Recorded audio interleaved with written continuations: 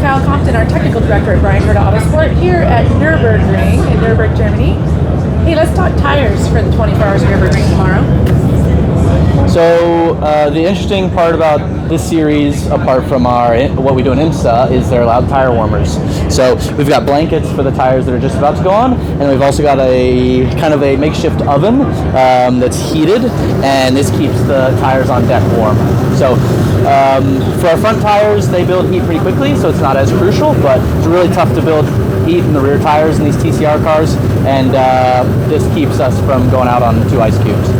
So Goodyear is the series tire? Yes.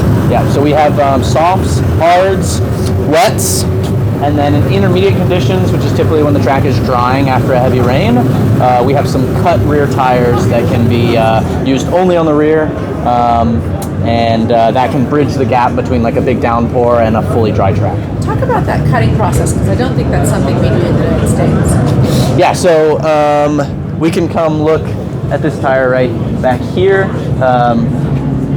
You can see that's a soft slick that has just been given a few notches. This Nürburgring track is really tricky. It's so long that we can have wet portions of the track that may still have puddles, and also completely dry parts of the track that will overheat a wet tire.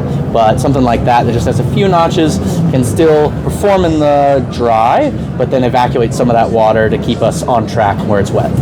How different have the tires been for our drivers who are not used to tire warmers? I don't think it's a huge difference for them.